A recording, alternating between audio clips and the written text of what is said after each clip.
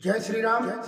वंदे मातरम। मित्रों, आज एक बहुत ही विशेष विषय जिस पर चर्चा करना मैं समझता हूं बहुत ही अनिवार्य है और आपको भी लगेगा ये चर्चा बिल्कुल होनी चाहिए। इस निंदा कानून, जी हां, इस निंदा कानून जिसे हम प्रभु निंदा कानून अपने शब्दों में कह सकते हैं, तात्पर्य है कि किसी भी धर्म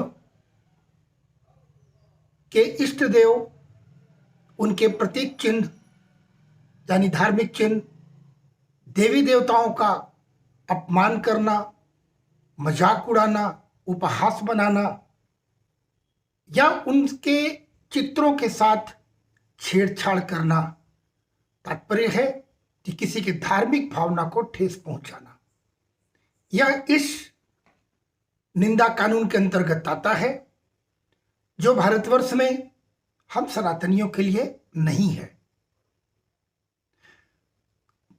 विश्व के 40% देशों में इस प्रकार का कानून चल रहा है, हमारे देश में नहीं है। परिणाम स्वरूप हम देख रहे होंगे कि हमारे सनातन हिंदू देवी देवताओं का बारंबार अपमान करना, इनके नाम, इनके मूल स्वरूप से छेड़छाड़ करना, उपहास का पात्र बनाना, अपमानित करना, ये एक प्रचलन सा चल गया है। हम कुछ कर नहीं पाते। इस प्रकार के कानून जो अन्य देशों में अन्य प्रकार में इसमें दंड हैं,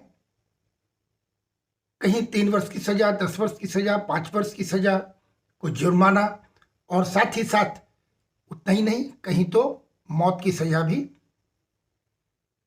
ये सा प्रावधान बनाया गया है।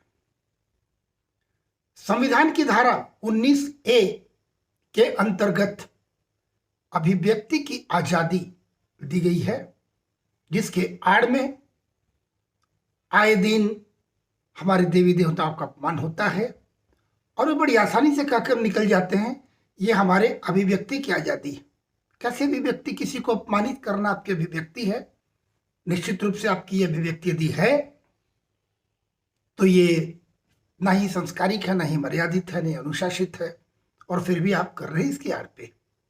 1927 में इसमें थोड़े से प्रावधान को अमेंडमेंट करने के बाद दंड संहिता 295A, जिसके अंतर्गत में जानबूझकर किसी देवी देवताओं के प्रति किसी को अपमान करना वगैरह करना, इस प्रकार से इसमें 3 साल की सजा का प्रावधान है।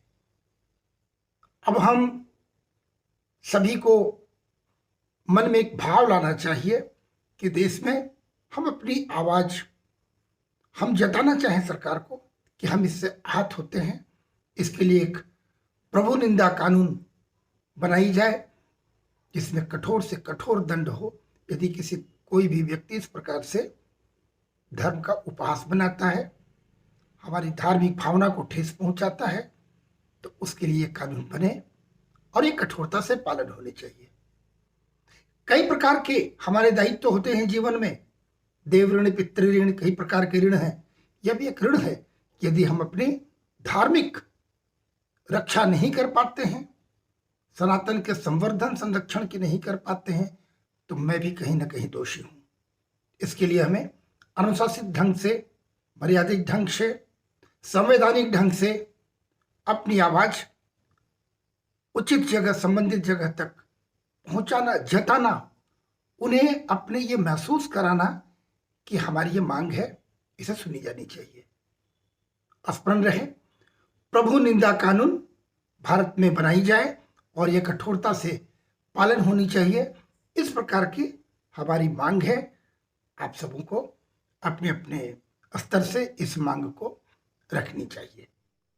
जय हिंद, वंदे मातरम, जय श्री राम, जय श्री राम, जय श्री राम।